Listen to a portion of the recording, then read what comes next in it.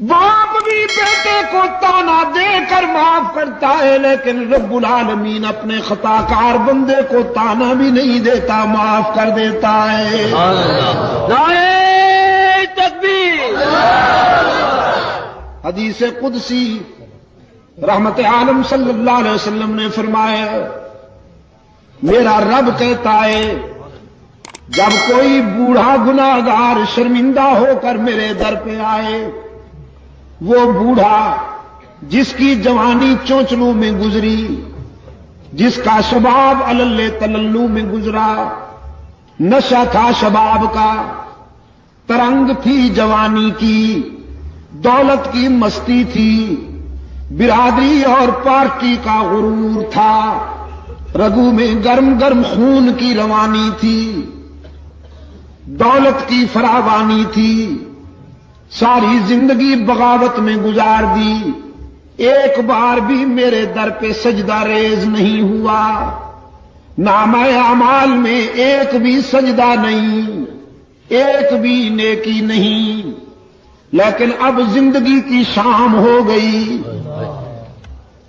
آنکھوں سے بینائی چلی گئی، کان سماعت سے معروم ہونے لگے،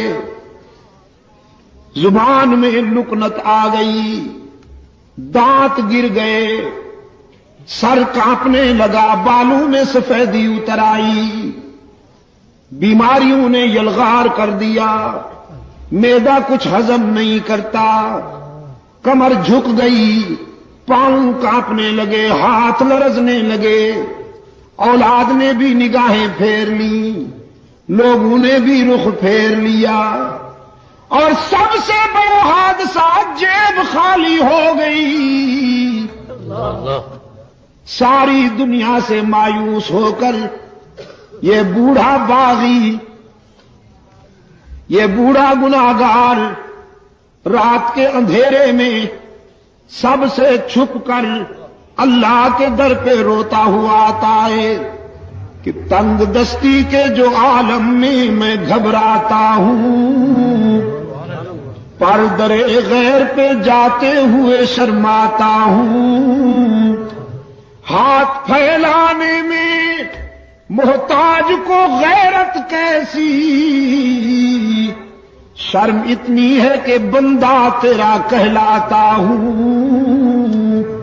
رب العالمین نے فرمایا میرے محبوب، میرے پیغمبر بہت اچھی طرح جانتا ہوں اس بوڑھے کو،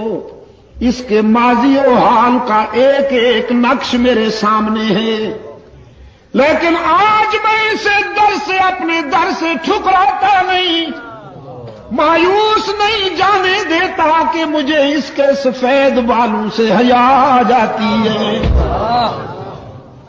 کہ اگر میں بھی اسے ٹھکرا دوں تو کہاں جائے گا، یہ بھول گیا میں کیوں ٹھکراؤں۔ ہاں بیٹا، چھوٹا سا بچہ اگر اپنے گھر سے ہٹ کر کسی دوسرے کے گھر پہ جا کے مانگے، پڑوس کے دروازے پہ کھڑے ہو کر مانگنے لگے، تو پھر ماں یہ تو نہیں کہتی کہ جاؤ اسی گھر میں رہو، تم نے ان سے مانگا کیوں، ان کے دروازے پہ گئے کیوں؟ ماں آتی ہے، اپنے لال کو اٹھا کر سینے سے لگاتی ہے، منہ چوم لیتی ہے، کہتی ہے بیٹا یہاں کیوں آ گئے ہو، سب کچھ مجھ سے ہی ملے گا۔ رب العالمین تو والدین سے بھی زیادہ شفقت کرنے والے ہیں،